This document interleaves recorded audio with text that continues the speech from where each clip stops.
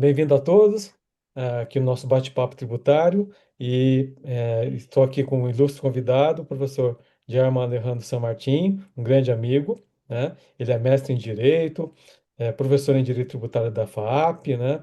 É de outras instituições de ensinos bastante reconhecidas aqui em São Paulo, né?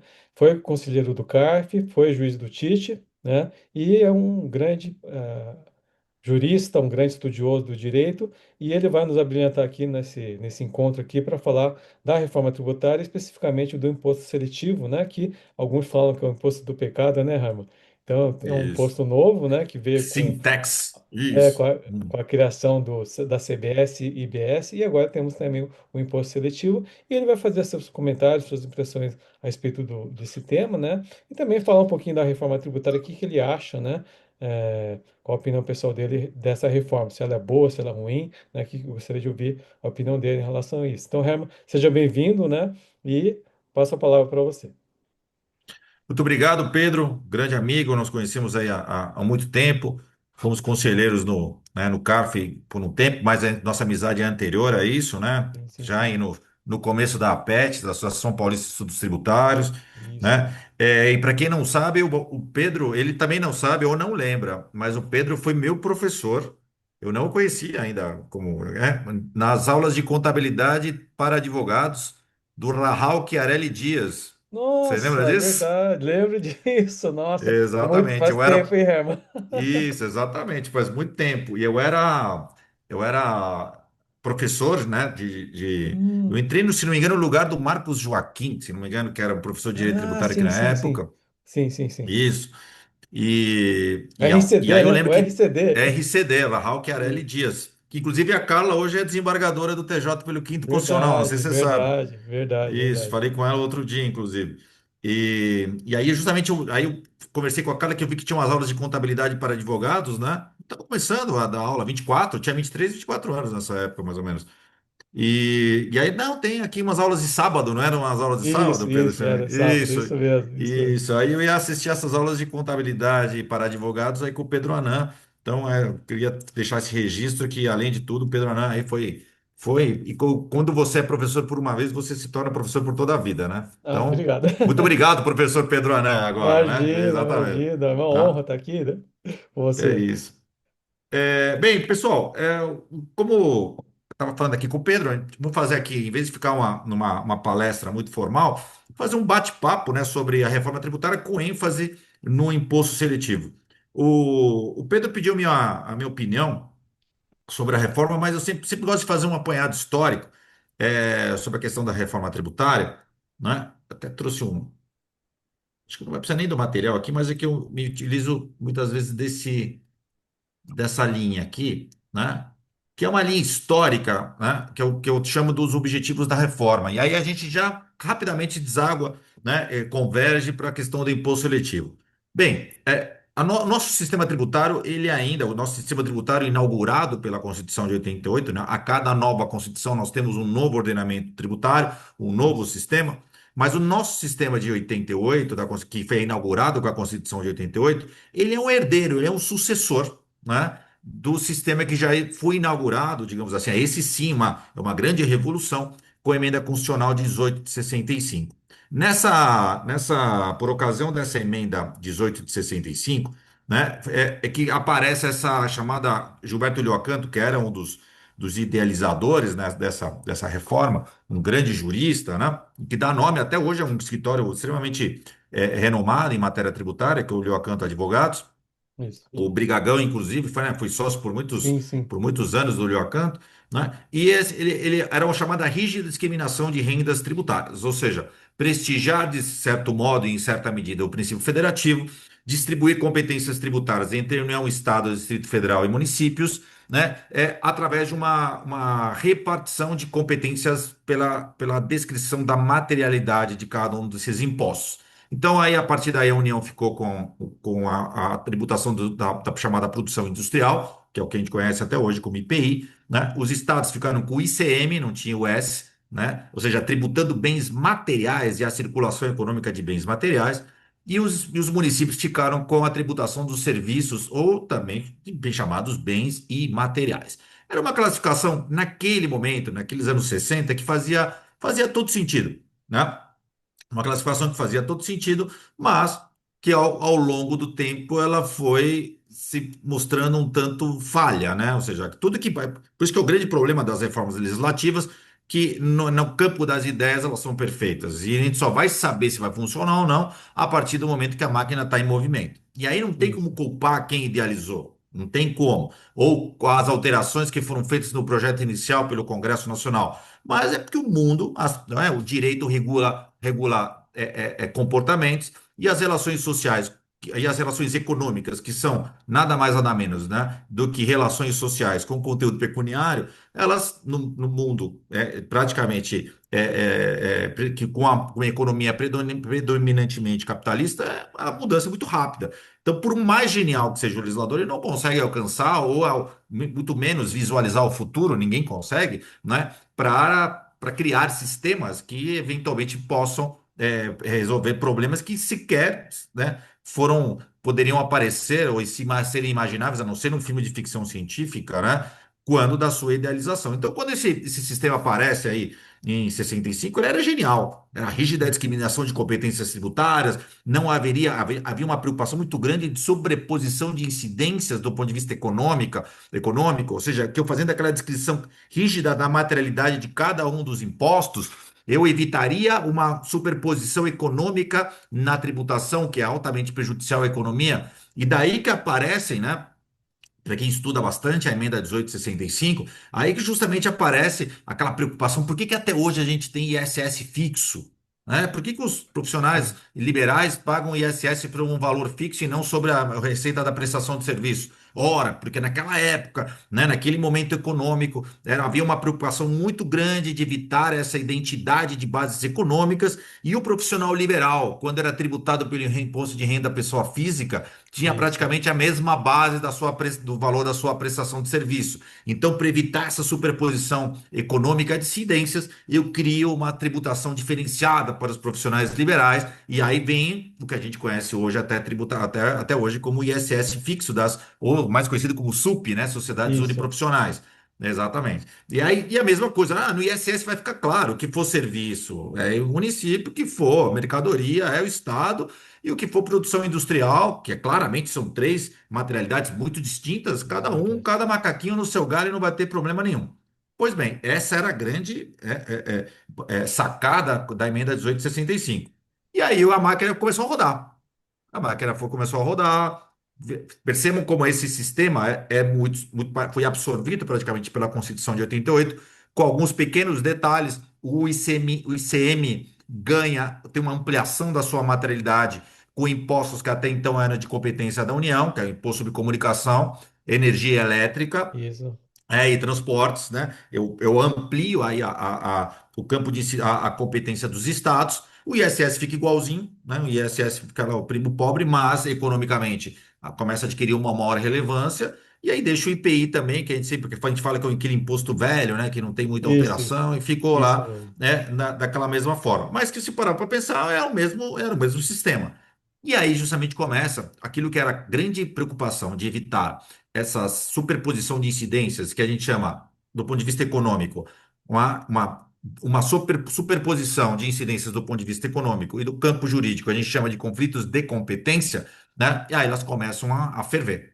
Né? Começam a Isso, aparecer os inúmeros conflitos de competência, primeiro entre ISS e ICMS, isso, ISS e IPI, não é? Então, onde começa uma profusão de conflitos de competência e também, não só esses conflitos de competência que a gente chama na vertical, mas também os conflitos de competência na horizontal, principalmente em relação ao ISS, não é? Ou seja, ISS quando exigido por mais de um município, né?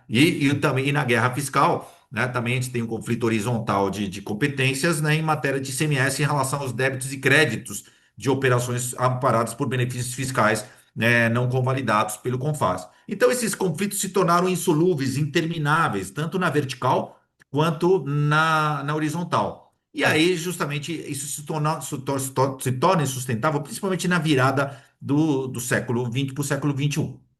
Se agravam, né, esses conflitos, não só a guerra fiscal, mas esses conflitos de competência começam a se agravar. Eu lembro que quando eu era juiz do Tite, julgava vários, né? Aí você tinha os problemas da construção civil, argamassa, eu lembro até hoje nas câmaras reunidas, argamassa, é mercadoria ou é serviço? Isso, Ah, aí eu tinha, acho que era a doutora Ana Emília, que falava assim, não, mas ele gira, então ele circula. Falar, ah, então qualquer coisa circula, para você sair dando isso. cambalhota também vou pagar ICMS, né? E aí tinha, você tinha os, argamassa, que mais que tinha na construção civil? Aí depois Concreto, né? aparece a questão de... Oi? Concreto, o próprio concreto, né? Isso é Fornecimento de argamassa, concreto. fornecimento de concreto argamassa. Isso, Aí depois isso, já estava simulado no STJ e o isso, Tite continuava exigindo ICMS. isso, Depois, serviços de publicidade e propaganda, também se era serviço isso, ou se era isso. serviço de comunicação. E até recentemente, só com alteração na Lei Complementar 157, as secretarias de Fazenda pararam de tributar como serviço de comunicação. E mesmo Verdade. assim, convalidando autos até 2017, até a edição da Lei Isso, Complementar 157, se não me engano, né? isso. Seja uma profusão de conflitos de competência, farmácia de Software, né? manipulação, né? Software. Software que foi decidido só há pouco tempo, que foi 2002, 2022, Isso, 2023, né? Software, depois a gente farmácia de manipulação, um que isso. foi resolvido o tema 819, ISS na industrialização sob encomenda, ou seja, conflitos federativos que traz que traz uma degradação do ambiente de negócios que é absurda, né? Porque eu lembro de consultas tributárias, né, que chegaram para mim, né, de legal opinion, né, de parecer, falei, e aí, o que que eu pago aqui, por causa do software? Por 10 anos, falei, olha, é o seguinte, você que não quer ter dor de cabeça, você paga para o município e paga para o estado, tá?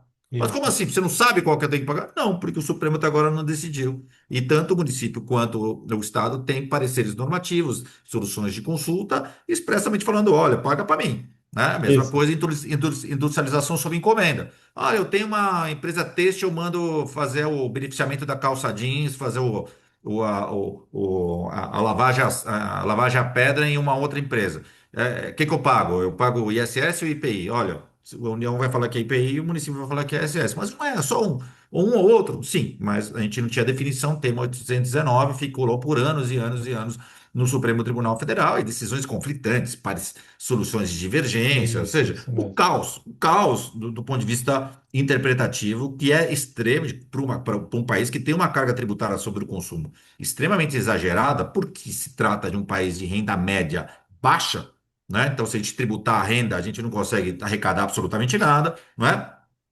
Essa tributação é exacerbada sobre o consumo e esses conflitos de competência geraram uma situação absurda. Por isso que eu tenho uma esperança, porque a reforma tributária, quando ela se propõe a gerar essa simplificação na tributação sobre o consumo, por mais que haja um atropelo aqui e um atropelo ali, porque não dá para Sim. numa reforma revolucionária como essa exigir perfeição, até porque ela passa, né? Sai da academia, né? Sai lá do Isaías Coelho, do Bernardo Apido, né? Do Eurico, né? Do pessoal da GV, vai para o Congresso, né? Se faz uma Isso. fusão com uma PEC que já rodava, que era a PEC 110 do Raul, né? Do ex-deputado Raul. Se faz um mix, passa por uma série de comissões, vai para o Congresso, vai para o Senado. Então ela já não é mais aquela reforma que foi idealizada de forma pura, digamos assim, no ambiente Sim, acadêmico. sim. E aí, quando ela começar a rodar, lógico que ela vai ter uma série de imperfeições que estão sendo detectadas antes mesmo dela começar a rodar com com a votação da legislação regulamentadora, né? Lei Complementar 214, agora o PLP 108, que ainda não foi aprovado. Mas, mesmo com todas essas imperfeições, para que ela seja pior do que o sistema atual, ela vai ter que se esforçar bastante, vai ter que acordar muito cedo, porque realmente Sim. hoje a gente tem 27 estados, 26 estados, mais o Distrito Federal, 5.500 e poucos municípios, né? 5.700 municípios, cada um com a sua própria legislação e com a sua própria interpretação sobre essa legislação, mais o É verdade. IPI, realmente fica complicado. Ah, mas a lei complementar tem 500 tá bom, mas é uma lei complementar só. Tá? Vai ter um regulamento, vai ser gigante do comitê gestor, mas vai ser um regulamento só. Tá? Ah, mas cada município e cada estado vai poder ter sua alíquota específica. Ok, uma só vai mexer na alíquota. A base de cálculo vai ser a mesma, né? Os critérios, os demais critérios da regra Sim, sim, matriz também sim. vão ser os mesmos, tá? Então, assim, e pelo que pelo que a gente está vendo, a questão vai rodar muito mais no ambiente virtual, né? Necessariamente Isso. com uniformização de alíquotas. Eu vou entrar e vai parecer muito, assim, eu tenho uma muita esperança de que seja um grande simples nacional, que roda muito bem, É que verdade. roda muito bem. né? Ah, mas o Simples Nacional tem todos. Tem lá ICMS, tem lá ISS, ou seja, você tem Isso, estado e município, que é arrecada a receita, que não vai ser mais a receita, vai ser o comitê gestor, né? Eu teria simplificado tudo, deixa na mão da receita, né? A receita já tem know-how para isso, amigão, né? Arrecada é tudo, verdade. entrega para cada um. Para quem preenche a guia, é quanto? É 10, é 12, é 11% sobre o, né? Quando chega a guia, que eu coloco só informo o meu faturamento e a guia Isso, já já aparece sai, né? pronta. Então, me parece que seja um grande simples nacional. Deu até uma palestra agora no Congresso do IDEP sobre fiscalização tributária, que ela continua sendo compartilhada, né? E aí, ela vai ser, a fiscalização vai ser compartilhada, cada município vai ter a sua própria fiscalização. Já acontece no Simples Nacional. Já acontece no Simples Nacional. O município pode cobrar o ISS da parte dele, o Estado também pode, mas o comitê gestor do Simples Nacional, né? E as resoluções que são editadas, né, pelo Comitê Gestor do Simples Nacional já solucionam em grande parte essas controvérsias da competência compartilhada. Então, nesse ponto, tem esperança. Pode ser que eu quebre a cara e pode ser que realmente seja um inferno aqui na mão dos contribuintes no futuro, mas tem que se esforçar muito para que seja um sistema pior do que o sistema que a gente tem hoje. Isso me parece que seja um ponto que faz com que eu tenha esperança em relação a essa reforma. Agora, lógico, a gente vai ter uma série de problemas no momento de transição, porque a gente vai Verdade, estar com um sistema anterior e um sistema novo entrando em choque praticamente, né? verdade, Ou seja, eu vou criar mais um problema. Então, a gente tem até 2033, que é o período de transição, né, para se adequar a tudo isso, realmente vai ser um momento difícil, mas me parece que com esse sistema atual não dava mais para rodar, não dava. Que me desculpe nosso amigo Alberto Macedo, que ele defendia muito com o Simplifica Já, né, que era unificar a sim, legislação do ISS, unificar a legislação do ICMS e tal, mas mesmo assim, e ainda a gente continuaria tendo os mesmos problemas que a gente tem até hoje, nessas discussões sobre, principalmente porque a economia cada vez está se tornando mais sim, sim, as coisas, a gente fala, né, essa distopia econômica, né, essa aceleração enorme de novos negócios, e me parece que esses impostos ficaram velhos demais, né? A materialidade deles ficou velha demais e criando uns vácuos de tributação, né? Locação, por exemplo. Pô, não tem. Claramente é algo que é uma atividade que se insere na atividade, na chamada econômica, tributação sobre o consumo, na atividade econômica da tributação sobre o consumo, e não tinha tributação, verdade. né? É exato. Se criaram esses vácuos, né, de interpretação e essas desigualdades que é o caso nosso, por exemplo, que ainda se mantém parcialmente, né, que é a tributação exacerbada do setor industrial, setor comercial também tem uma tributação muito pesada, setor de serviços muito baixa, construção civil nem se fala, né? Então, você tinha um desequilíbrio por segmento da economia que fazia com que alguns pagassem muito para que outros pagassem bem menos. Mas, é Então, pelo verdade. menos esse desequilíbrio diminui um pouco ainda, por exemplo, o profissional liberal tem as alíquotas, né, Sim, favorecidas, né, mas se mantiveram alguns privilégios, não foram totalmente eliminados, as chamadas incentivos fiscais e as zonas incentivadas se mantêm, mas houve uma diminuição, digamos assim, uma maior uniformização. Agora, vamos ver o que vai rodar, né? Tá? sim, Eu sim, brinco, isso aqui é só uma brincadeira, tá, pessoal? Se tudo der certo, estou muito feliz como cidadão. Amo brasileiro, né? Nossos filhos sim, terão um sim, país melhor, né? Agora, se der tudo errado, como tributarista, a gente não vai achar ruim, né? Porque afinal a gente sim, vive, né, justamente dessas verdade. polêmicas, né? É isso? É Desse que caos interpretativo, né? vai ter muita oportunidade, né, Rama? Até a coisa Exatamente, já andar, né? está Até, gerando muita oportunidade, é. né? Já está gerando Mas, muita oportunidade do ponto de vista mas é o que você profissional. falou, né? Como cidadão, né? A gente quer muito que ande e no final, na hora que estiver comprando algum produto, há uma redução de preço, né? Que possa aumentar o nosso consumo, né? Sim. E essa é a grande Né? esperança expectativa que a gente tem, né? Exatamente. Não, só o fato dessa transparência, né, de saber o quanto você está Sim, pagando em cada um dos produtos, que já acontece, por exemplo, em outros países mais desenvolvidos, já é um grande avanço. Hoje em dia, você e eu, que somos especialistas em matéria tributária, temos mais de 30 anos de experiência. Se você perguntar para mim qual é a carga tributária que tem nessa calculadora aqui, eu não sei, verdade. né? Entendeu? Não sei. Se eu for, então vai lá comprar agora, vou pegar a nota, também não sei. Ah, custo aproximado do tributo. Tá, 9,25 e 18 semestres. Não é. né? É, Vou saber se foi feita na Zona Franca de Manaus, isso, se tem peça incentivada, se tem algum tipo de benefício, se teve substituição tributária, se não teve. isso. Então, esse avanço de transparência também é importante, porque o contribuinte vai, o consumidor final, ele vai saber o quanto ele está pagando de imposto. Ah, mas a alíquota de referência é muito alta, 27, né? Se não me engano, o teto, né? 27, Isso. é 27,5, se não me engano. Ah, mas era o que a gente pagava na conta de luz até ontem. Até Sim. mais, é trinta Não e mudou, cinco né? cálculo É, por dentro. Só o ICMS padrão 18 cálculo por dentro dá 21,95 de alíquota. verdade. Pega mais uns quatro ou cinco servicinhos que estão no meio da cadeia que não geraram crédito, pronto, você já chegou É. nos 30% da carga tributária, Põe o né? PiscoFins, né? E outra coisa mais já, Pô, não já estou deu. nem falando do Piscofins, né? Não estou nem falando do Piscofins para não Praticamente. complicar. Mas é isso. Então, assim, nesse panorama bem resumido, né, para a gente entrar no nosso tema de hoje, e que me parece que assim, tem que se esforçar muito para o negócio ficar ruim, ficar pior do que está hoje, né? Quem sabe, né? Assim, vai depender muito também de que os novos governos, né, que venham logo na sequência, porque governo é uma coisa, Estado é outra, né? Isso. Entendam que a reforma tributária não é um programa de governo. É um Sim. programa de Estado, né? E que ele tem que ser continuado. Não adianta, ah, agora não, vou utilizar como campanha. Já está rodando, é o que temos, vamos com ele para frente. Vamos tornar esse sistema o melhor possível. Isso. Agora, qualquer coisa que venha daqui para frente, numa tentativa de alterar de forma radical aquilo que já foi aprovado pela emenda 132, aí sim realmente vai piorar. O que não impede melhoramentos pontuais, né? Na reforma tributária que a gente vê, a questão da Zona Franca de Manaus, né, desse IPI, o IPI que vai ficar mantido só para os produtos que são lá fabricados. Tem algumas coisinhas que o IPI era para acabar, já não acabou, né? A gente vai falar isso aqui no Isso. imposto seletivo. Então, algumas coisinhas podem ser pontuais, pode ser que o próximo Congresso, se tipo, for um Congresso menos polarizado do que a gente tem hoje, possa ser racional nesse ponto de falar, olha, o que que é melhor para o Brasil aqui nesse ponto, para a gente seguir em frente com essa reforma. O carro é esse, a gente vai ter com ele até o final da viagem. Isso não quer dizer que a gente não possa trocar o pneu, não é isso? Né? Que não Isso. possa arrumar colocar um banco de couro, tal, melhorar um pouquinho. Mas olha, é com esse carro que a gente vai ter que ir por um bom tempo daqui para frente, não é? Verdade. Mas é isso, Pedro. Vamos lá para o imposto seletivo, Vamos lá, vamos tá? lá, vamos lá. Trouxe aqui Não, um E, pequeno. e eu acho importante, né, Oi. Herman, é que é uma realidade, né? Ou seja, não é que é uma coisa que vai acontecer, já está acontecendo, e a gente tem que estar muito ciente que, né, agora é só a questão de, você falou, é fazer o carro andar, né? Exatamente. Bem, dentro da reforma tributária, né, o que que a gente tem, basicamente? A fusão de dois impostos. Vamos pensar do ponto de vista econômico, depois do ponto de vista jurídico.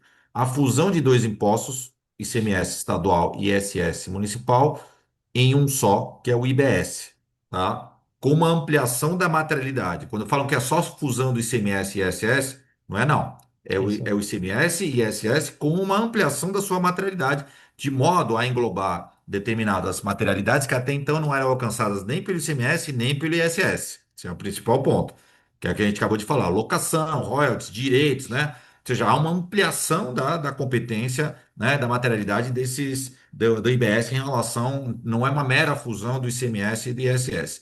E em relação ao PIS/COFINS, que é outro tributo que trazia uma polêmica, trazia uma série de polêmicas que também, né? Era uma realização só, mesmo assim, com a quantidade de polêmicas sobre o PIS/COFINS e de regimes e sub-regimes que ele tem, gerou muito trabalho, né, para os tributaristas, né, Pedro? sim, sim, Né? E sim, é sim. extremamente complexo para o setor produtivo. E aí o PIS/COFINS é extinto e é criado a CBS no lugar. Qual é a grande sacada, me pareceu, já que não foi possível criar um IVA único, né? É que tanto a CBS quanto o IBS têm uma legislação espelhada, que eu chamo, né? Eles são gêmeos, né? Então, eles têm uma legislação espelhada, então todos os elementos do fato gerador, os aspectos da hipótese de incidência, critérios da regra matriz, eles são semelhantes. Então, quando a legislação, a emenda constitucional fala de um, está falando do outro, né? Pelo menos nos aspectos relacionados ao seu fato gerador. Isso já é um grande avanço, né? Se houver uma uniformização sobre a interpretação a ser dada a esses dois tributos, vai ser perfeito, que o que até agora não foi resolvido, que é a questão do contencioso tributário, né? Contencioso tributário para IBS é um, para CBS é outra, né? Vão correr em tribunais distintos, em tribunais administrativos distintos, o que pode gerar problemas interpretativos, como a gente tem hoje em relação ao ICMS em vários estados. Você vai no Sergipe, Piauí, Rio Grande do Sul, São Paulo, você tem interpretações das secretarias de Fazenda completamente distintas sobre os mesmos temas, exatamente os mesmos temas. Mas a grande sacada é essa, né? Tem o IBS, que é um imposto nacional, é, que é chamado de competência compartilhada. Não gosto muito desse termo, me parece mais um imposto nacional e uma repartição de receita feita para os estados e para os municípios, mas a gente pode conversar isso em outra oportunidade. E a CBS federal, tipicamente um tributo federal, uma contribuição social destinada à Seguridade Social, né, com legislação espelhada. Só que, né, quando a gente pega a gênese da reforma tributária, o Isaías Coelho tem um artigo muito bom nele, no livro que está disponível online, chama Nossa Reforma, lá do NEF, lá, coordenado pelo Eurico. E o Isaías Coelho, ele defendia o IVA único e neutro, ou seja, com alíquota única para tudo, para tudo, para qualquer coisa, né? Já não vingou o IVA único, tem o IVA dual, CBS e IBS, e essa alíquota única já logo de cara começa a sofrer resistências. E por quê? Porque por melhor que isso seja para a economia, e aí eu sempre falo que quem manja de tributário mesmo é economista, a gente é só palpiteiro, né? Que para a economia a ideia de um tributo sobre o consumo neutro é perfeita, porque não cabe ao Estado através da tributação, né, criar algum tipo de política pública, né, principalmente na tributação sobre o consumo. Eu tenho outros meios muito mais eficazes para fazer isso, né? Mas, do ponto de vista, como eu poderia chamar? Do ponto de vista da opinião pública, seria meio estranho, né? Uma alíquota única para o leite e para o cigarro, né, para a bebida e tal. Então, já na gênese da reforma tributária, por mais que você pega os artigos do Isaías Coelho, principalmente, né, e do Bernardo Api, sobre a necessidade de um tributo neutro, com alíquota única, né, que não gerasse distorções, né, sobre determinados segmentos da economia, então, teve que criar, se criou a chamada imposto seletivo inicialmente sobre cigarros e bebidas, que era justamente, tipo, olha, tá bom, vai ser um imposto único, né, com alíquota única, melhor dizendo, né, para evitar distorções alocativas, né, diferenciação sobre determinados segmentos, né, e partindo da premissa do maior liberal da história, que é o Adam Smith, né, no bom sentido, um liberal no bom sentido, que ele falava, o tributo tem que ser neutro para fins concorrenciais, né, e tem que ser neutro para fins fiscais, né, todo mundo paga o mesmo e ponto final. Mas aí se criou o imposto seletivo para tentar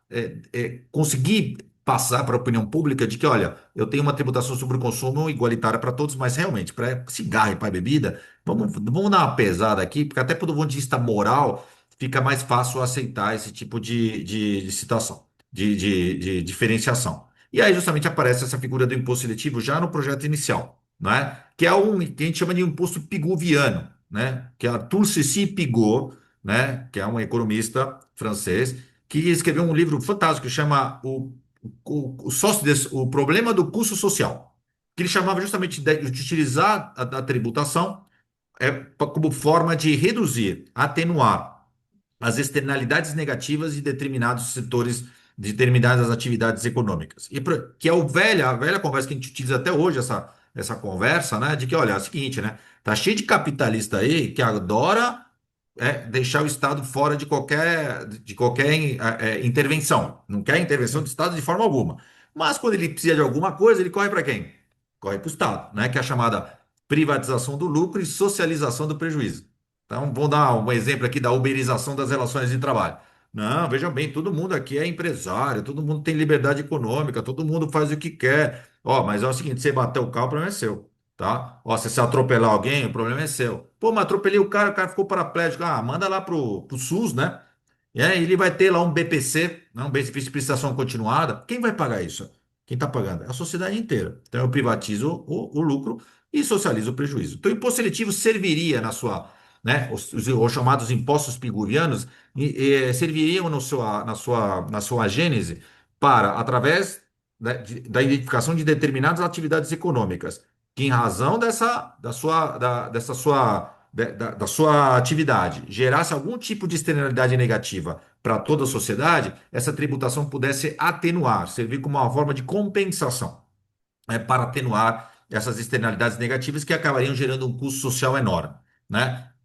Contra esse pensamento aparecem os ultraliberais, né, que seguiam ali a linha do Hayek, né, a linha do Mises, né? E tinha um outro economista posterior a Arthur Pigot, que é o Ronald Coase, né? Que ele falava, não, as externalidades negativas, né, de determinadas atividades econômicas, elas têm que ser eliminadas através de uma transação entre particulares. E aí ele dava o exemplo, o Pedrão, ele dava o exemplo do, olha, se eu tenho, eu crio gado e meu Hum, vizinho planta alface, acho que não sei se você já viu esse exemplo, é muito comum, né? É muito citado.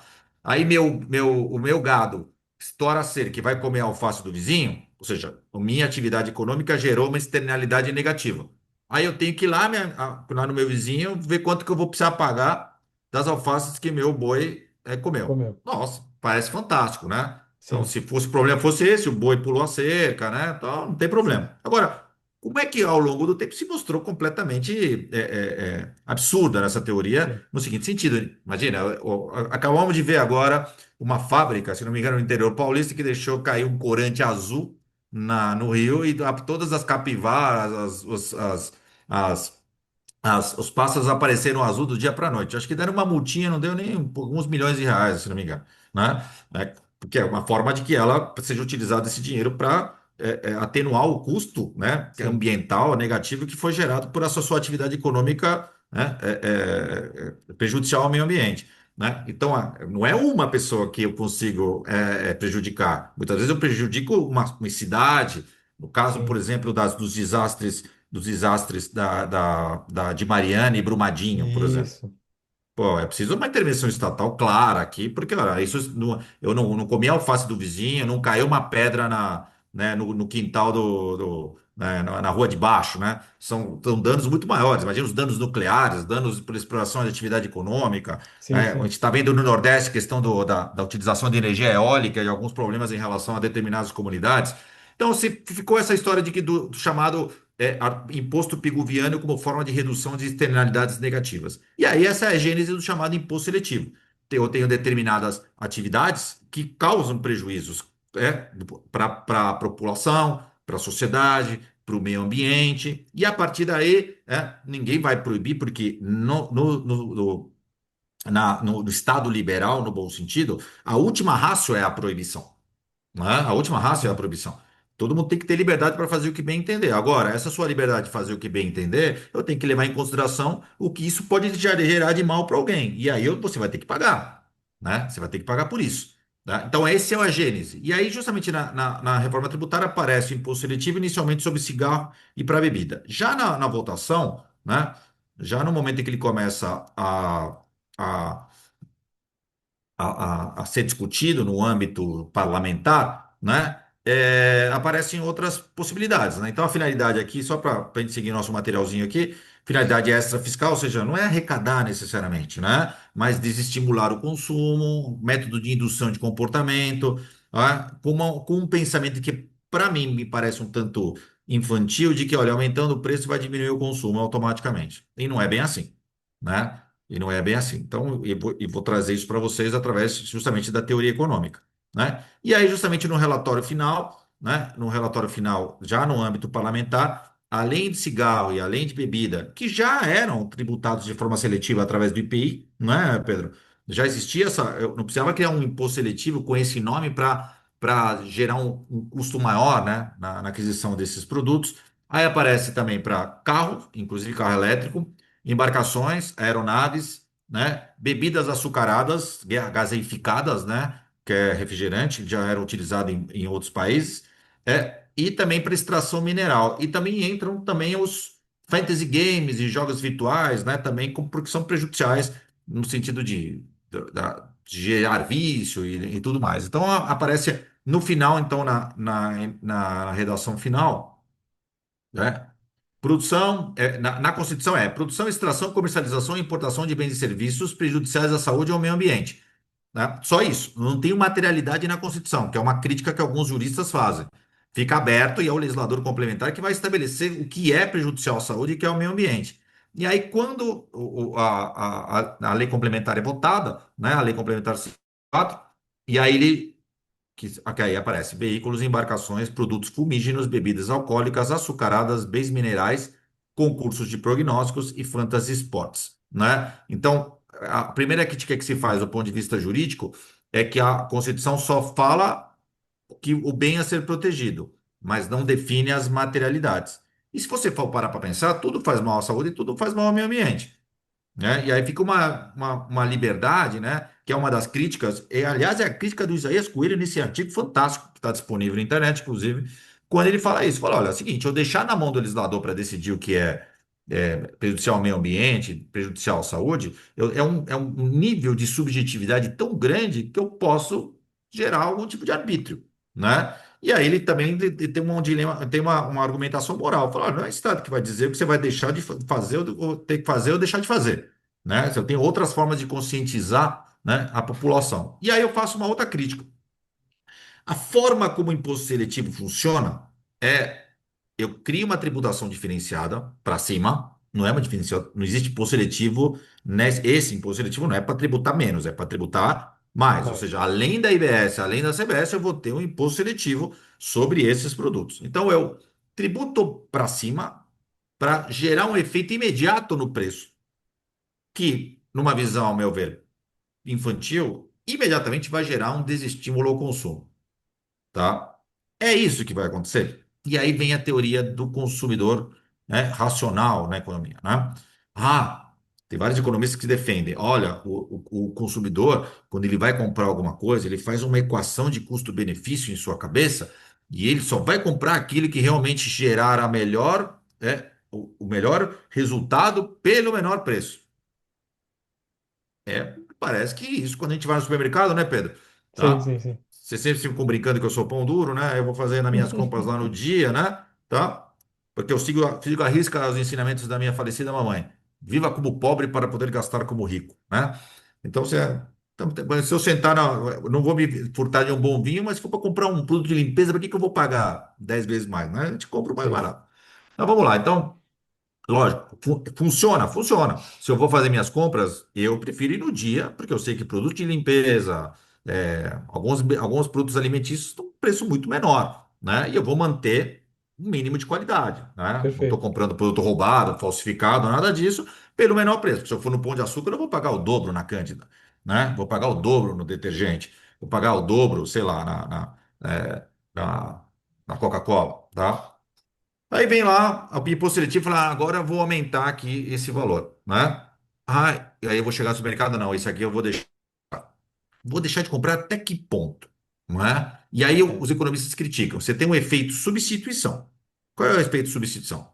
Olha, eu tomava IPA, cerveja IPA artesanal, porque eu estava ganhando bem, né? Aí aumentou agora o valor e eu estou ganhando menos, porque isso também não é só. Depende do quanto do poder aquisitivo da população tem ou não, né? perfeito.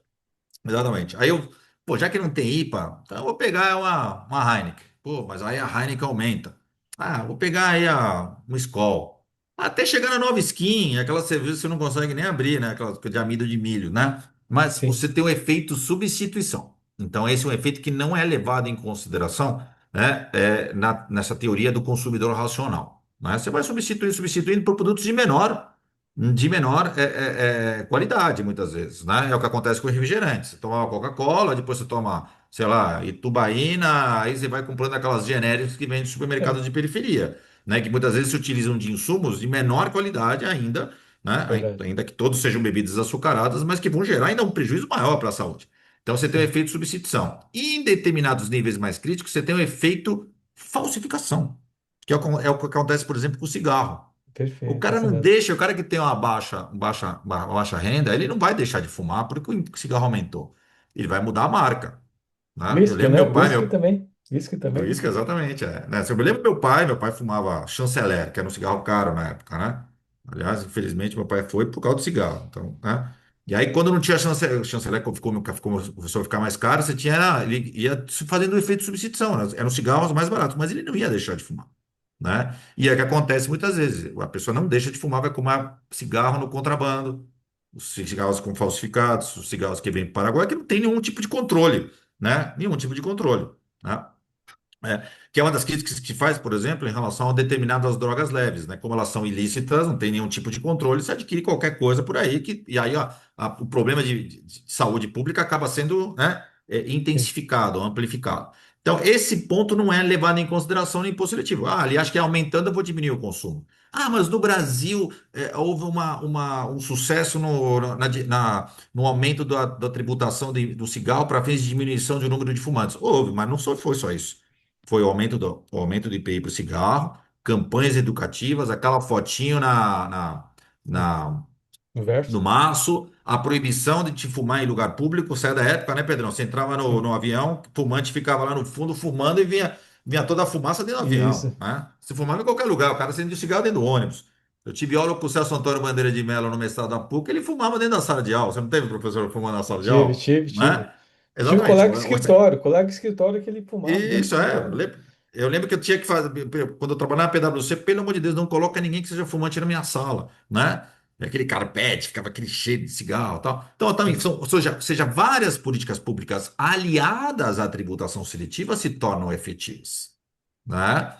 Essa, esse é agora, o ponto. então, exatamente, o ponto é esse. Então, a tributação, através da tributação seletiva, nesse sentido de proteção à saúde ou ao meio ambiente, ela só é eficaz como um dos instrumentos, mas ela tem que estar sempre acompanhada de outros instrumentos. Senão, ela vira simplesmente mais um imposto, que é aparentemente o que o imposto seletivo está fazendo aqui. Ele está meio que para cobrir o buraco do IPI, né, dessas alíquotas zeros, né, que o IPI vai ter alíquota zero, a não ser para os produtos fabricados na Zona Franca de Manaus, e para fechar a conta vai ter o imposto seletivo, né? Então ele acaba perdendo essa sua finalidade, né, extrafiscal, até por um ponto bem observado pelo Zé Maria Arruda, né, o professor da USP, né, nosso amigo, né, Pedro? Quando Sim, ele fala, sim. pô, se fosse efetivamente o imposto extrafiscal, eu tinha que pegar o dinheirinho que é arrecadado com o imposto seletivo do cigarro e utilizar para políticas públicas de redução do tabagismo. Se fosse efetivamente um tributo extrafiscal, eu teria que pegar o dinheirinho da bebida açucarada e fazer campanha educativa para a molecada não tomar refrigerante e tomar suco natural ou água no lugar, né, de Coca-Cola. Então, ou seja, então, primeiro, ele não é a sua receita não é afetada numa determinada finalidade, até porque é um imposto, né? Tem uma vedação constitucional, né? E também ele tem claramente uma finalidade arrecadatória, porque em várias passagens da emenda constitucional 132 ele serve justamente para fechar a conta da queda de arrecadação do IPI para o Fundo de Participação dos Estados. Então, aí acaba tendo deturpando, digamos assim, a finalidade principal desse imposto seletivo, né? E aí tem o efeito substituição, o efeito falsificação, se isso efetivamente vai dar certo ou não vai, né? E aí por isso que me parece que haja uma necessidade, na lei, isso é bem colocado na lei complementar, de que de tempos em tempos, né? Se faça um estudo se essa tributação seletiva vem ou não vem atingindo as suas metas, né? De modo até para incluir outras materialidades e excluir algumas materialidades que eventualmente venham a ser tributadas, né? É, quer fazer alguma observação, Pedrão? Para eu Não, não, seguir eu aqui acho, para a achei, parte mais técnica? eu achei bacana, viu, Herman, o que você falou, né? O objetivo é um, né? Só que a gente sabe que a finalidade prática é outra, né, Tuxa? Essa questão de que, né, mais a finalidade arrecadatória que outra coisa, e que, né, o certo seria pegar o recurso e destinar realmente para as campanhas, né? E estimular esse tipo de consumo, a gente sabe que na prática acaba não funcionando, né? Mas quem sabe no futuro, né? Vamos Ele pode ter ser essa esperança. aperfeiçoado. Eu acho que assim, o Sim, imposto seletivo, a tributação seletiva para a proteção à saúde e meio ambiente, ele sim, pode ser aperfeiçoado. E aí, primeiro, não poderia ser um imposto, teria que ser no nosso ordenamento jurídico, teria que ser uma contribuição. Pega o perfeito. dinheirinho, exatamente, pega o dinheirinho, faz uma. Como é que o Taliba falava, né? Que tributos sinalagmáticos, né? Então, Isso, assim, então pega esse dinheirinho, né? Que é arrecadado. Pô, é do cigarro, vamos lá, campanha educativa, né? Só vai ser para isso. Manda um dinheirinho para a saúde também, para a galera que tem enfisema, câncer no pulmão, pesquisa, ou seja, pega o dinheirinho e utiliza efetivamente para diminuir aí sim as externalidades negativas decorrentes daquela específica atividade. Mesma coisa no caso dos automóveis. O automóvel é isso. prejudicial? Pô, gases, né? Acidentes de trânsito, pô, te pega o dinheirinho, utiliza para educação, né, das crianças. Eu lembro quando era moleque, eu tinha aulinha no Detran de como dirigir bem, ou seja, ações Perfeito. educativas que custam dinheiro e que não Isso. sei se me fizeram um motorista melhor, mas pelo menos eu sei noção, tenho noção de que quando eu estou fazendo alguma coisa errada, ou como o que deveria Sim. ser certo dentro do trânsito. Então, assim, essa seria a tributação seletiva através de tributos sinanagmáticos, cuja receita fosse diretamente afetada para reduzir concretamente as externalidades negativas decorrentes daquelas determinadas atividades. Aí eu acho que não vejo problema nenhum.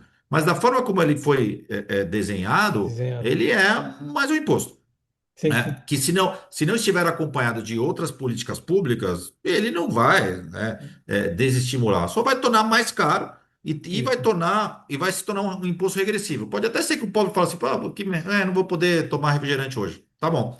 É, Mas você vai deixar de tomar uma Coca-Cola porque ela estava 4, agora foi para 6? Não vai, né? sim, Então ela vai ficar sendo proibitiva, regressiva para as camadas de mais baixa renda e para as pessoas que têm uma renda um pouco maior vai ser um custo a mais completamente irrelevante, né, do ponto de vista da verdade. renda familiar total, né? Então ela Mas é o que acaba você sendo um falou, né? imposto regressivo. É, é o efeito Oi? de substituição, né, Herman? Deixa, Ou eu efeito de tomo Coca-Cola substituição. no final de semana e da semana eu tomo aqui suco, né?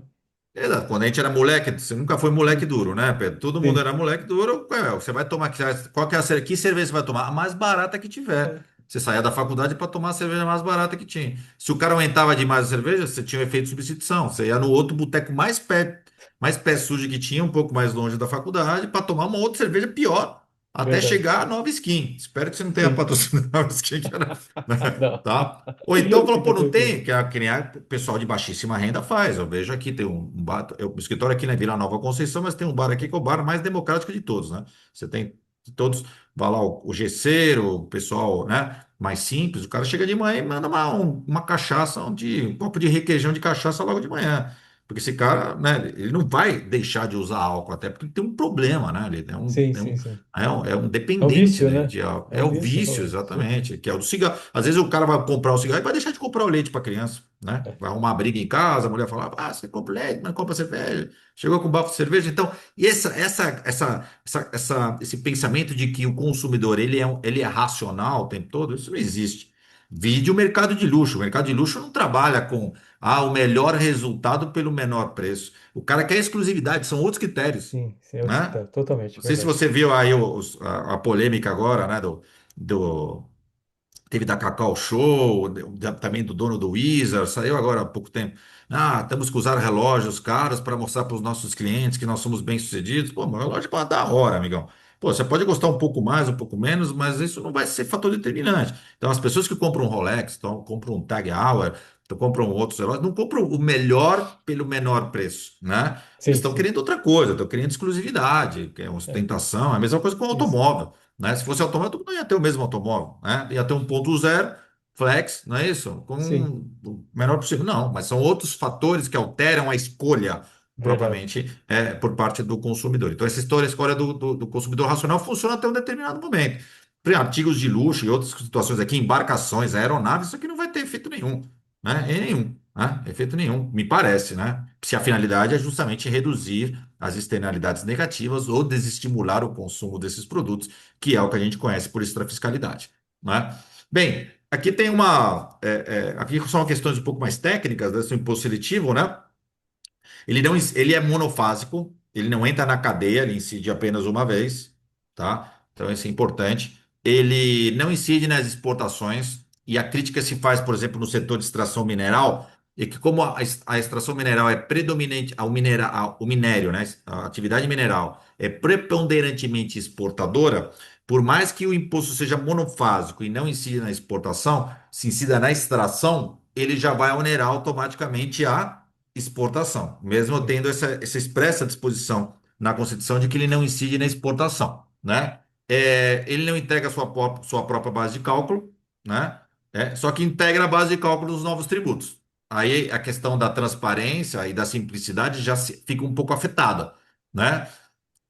E ele pode ter mesmo fato gerador e base de cálculo dos tributos. Ou seja, para o pessoal, né, para as atividades econômicas que estão englobadas no imposto seletivo, essa complexidade, simplicidade e transparência fica, de certo modo, sim. prejudicada, né?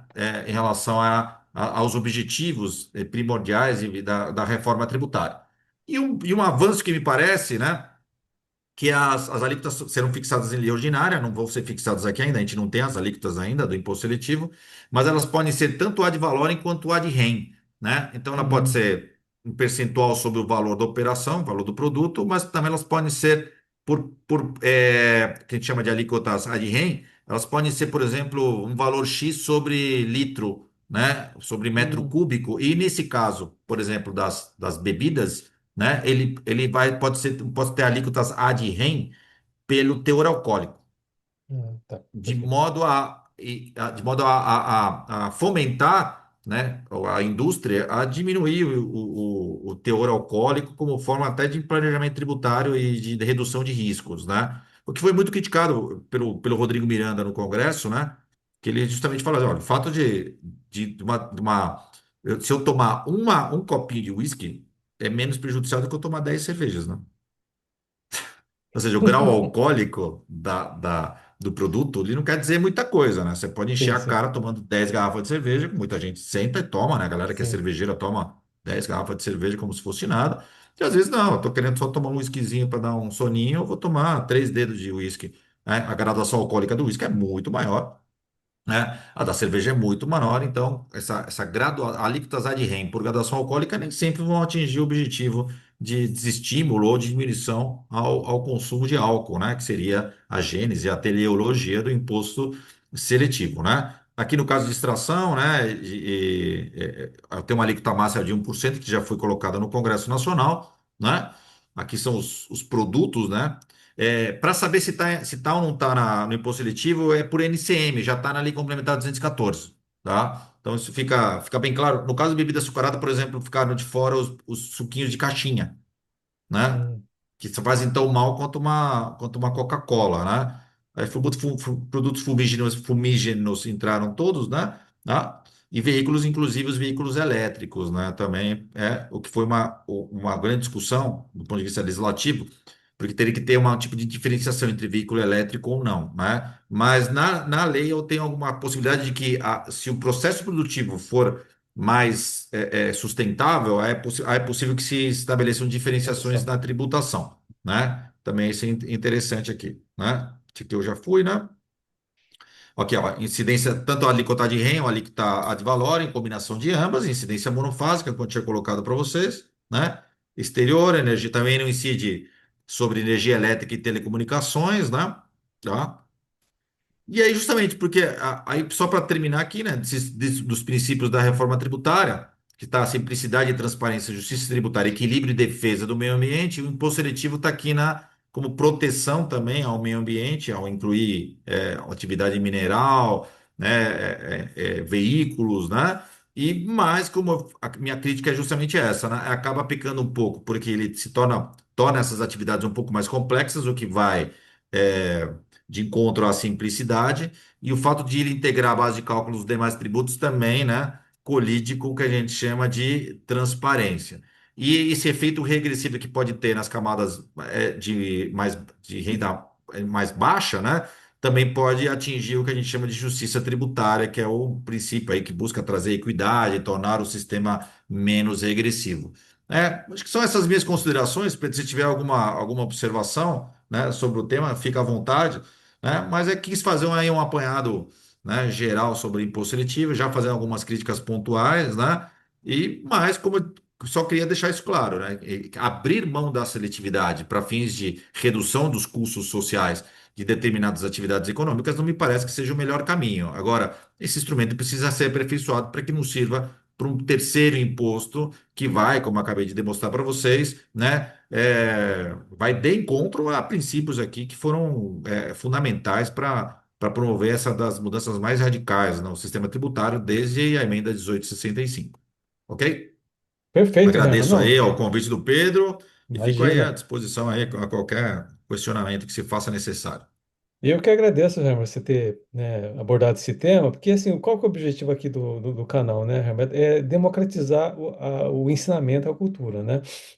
A gente ouve muita gente falando é, pouca coisa ou muita coisa em relação ao tema, a reforma tributária, especificamente o imposto seletivo, e eu gosto sempre das suas ponderações e observações, né, porque elas são muito práticas e realistas, né, e para dar uma real noção para o ouvinte, né, aqui do canal, do que é esse imposto, né, para que serve, né? Aí a pessoa fala imposto sobre pecado, não tem nada a ver, né? É outra coisa, né? O rol de itens que foram colocados é muito mais do que isso, né? Então, é aquilo que você falou, né? Eu acho que tem que ficar atento, tem que olhar, ficar atento. E o objetivo nosso qual que é? Trazer esse conhecimento para o pessoal, para que todo mundo possa acompanhar isso e questionar eventualmente, né? Qual que é a finalidade? Está cumprindo a finalidade? Não está? Então, eu como profissional do direito, eu como consultor, eu como empresário, né? O que que eu posso fazer para poder melhorar isso? Quem que eu posso cobrar, né? Então, o que você falou, é bom saber quanto eu estou pagando de tributo, né? Qual que é a carga tributária e começar a questionar, mas está de mais, está de menos, né? Qual que é a finalidade que está sendo atingida ou se não está sendo atingida, né? Então, acho que E se não está esse é o sendo, e se não objetivo, está né? sendo utilizado como mero subterfúgio para fechar conta, né, Sim, na reforma tributária, exatamente, sim, né? sim. Que a impressão que a gente tem é essa, né? Ou seja, no final para não ter a perda de arrecadação com a extinção do IPI, né? Redução do ICMS, né? E do ISS, eu vou compensar de alguma maneira, criando esse tributo novo, esse imposto seletivo. E, né, e foge totalmente da realidade que, que, que foi a criação dele, né? Então, acho que isso é o que a gente tem que ficar atento, né? Tá? Então, é isso, Eu Renan. só ia fazer um mexer para o nosso amigo Marcelo, Não, né? perfeito. A MP Editora, né? Deixa eu ver se eu consigo fazer colocar aqui para vocês O aqui. nosso amigo Marcelo é o professor Marcelo Magalhães, que é o presidente da PET, né? Que, né, é Tá um exemplo parecendo. de empreendedorismo, né? Não para Ele de é um fazer coisa. difusor do direito, difusor da ciência Sim, do direito tributário no Brasil, o maior de isso. todos. Bem, tá aparecendo aqui na tela Tá ou não? aparecendo. Tá? Então, tem uma série de cursos de extensão da PET, né, e de livros, né, que acompanham esses cursos da Associação Paulista dos Tributários, que tanto eu quanto o Pedro a gente participa ativamente. E é uma obra coletiva, chama Imposto Seletivo na Reforma Tributária, tem um artigo meu aí também, né? Coordenação também do nosso amigo Zé Maria Arruda, né, professor da USP, Marcelo Magalhães Peixoto também, o presidente da PET, e o Leonardo Branco também, nosso colega, aí também foi Sim, conselheiro sim. do CARF, meu colega no Mackenzie, né? Então, também para quem quiser se aprofundar um pouco mais no tema, indico essa obra, né? Que trata, imagina, vários autores aqui, acho que mais de 20 autores, que tratam do mesmo tema sob perspectivas completamente distintas, né? Que é importante justamente para ter essas Sim, sim. as várias opiniões sobre o mesmo imposto. Então, recomendo para vocês esse livro. E tem um livro também do Zé Maria Arruda, né? Deixa eu ver se eu acho aqui rapidinho, né? Que é só dele, né? Que é sensacional, né? Cadê? Imposto Seletivo e Pecados, se não me engano, aqui, ó. Hum, Deixa eu ver aqui. Ou não, esse aqui, isso aqui. Deixa eu ó, a ver. tributação do pecado. É isso. Ah, não, essa é outro aqui. Isso aqui é. Deixa eu ver do Zé Maria aqui. Que é o outro que eu não estou achando aqui rápido aqui agora, né? Mas é do José Maria Arruda Andrade, né? É um livro só sobre imposto seletivo, também que saiu pela editora da IBDT, né? Instituto Brasileiro de Direito Ah, Tributário, tá? Muito legal também e foi pioneiro, né? Porque ele foi um dos primeiros aí a tratar sobre o tema, né? E aí tanto que depois é aí que o Marcelo chamou para fazer a coordenação da obra. Então, são dois livros aí que seriam interessantes para quem tiver interesse em se aprofundar um pouco mais sobre o tema, tá? e eu acho que é interessante, né? Porque qual é o cliente, né, que é afetado? É a montadora, né? É uma concessionária, é a empresa fabricante de cigarros, a empresa fabricante de Sim. bebidas, né? Então, Bebida, quem, exatamente. quem atende, não só o fabricante, mas o fornecedor também, vai ser afetado de alguma maneira. Então, é importante a pessoa também estudar o assunto e se aprofundar em relação a esse tema, né? Ó, achei aqui do Ah, Zé show, Maria, show, aqui, ó. show. Ah, Achei. Apareceu perfeito. aí já para vocês? Já apareceu, Ou já não? apareceu. Aqui, Tá ó. dando para ver, tá dando para ver. Imposto seletivo e pecado, juízos críticos sobre tributação saudável. O Zé Maria é um dos grandes críticos a esse imposto seletivo, né? E principalmente na questão da chamada tributação saudável, né? Porque justamente ele incide sobre bebidas açucaradas, não passou no Congresso a tributação sobre os ultraprocessados, né? Ah, entendi.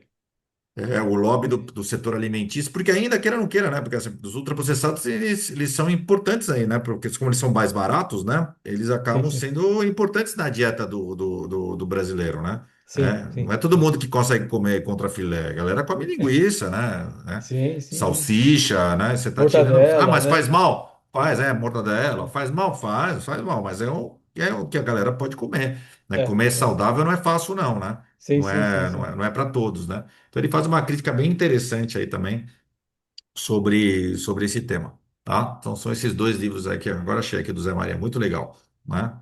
Ah, que bom, Herman. Então, Herman, obrigado. Agradeço você ter tido a sua disposição para poder participar aqui, né, do nosso bate-papo, né? E vamos programar um futuro, né, de outro tema aí, que você sempre será bem-vindo aí para poder Opa, fazer seu comentário aqui para a gente, para o canal. o que você quiser, Pedro, posso chamar aqui que a gente está sempre à sua disposição, tá bom? Poxa, então tá bom. Obrigado, Herman. Então, se vocês Ó, gostaram só desse deixar vídeo. aqui, Ah, pode deixar falar. aqui pro pessoal aqui no último slide, deixa eu ver aqui. Ah, os seus contatos, né? Fazer Importante. isso, meus contatos. Já tá dando para ver? aí? Não, Não. ainda não. Peraí, deixa Precisa eu colocar aqui. compartilhar. Aqui os. Agora, compartilhou ou não? Agora compartilhou. Isso, perfeito. Isso. Aí tem os meus contatos aí, quem quiser me seguir. Não sou um dos mais ativos em redes sociais, mas, né, já tem uma Não, forma mas aí de entrar em contato. Tá é bom? importante, né? Então, quem quiser, tiver dúvida, entre em contato, que o professor Herman terá o prazer de responder. Então, obrigado aí a todos que assistiram, prestigiaram esse vídeo, né? E vejo vocês no próximo vídeo. Obrigado, até a próxima.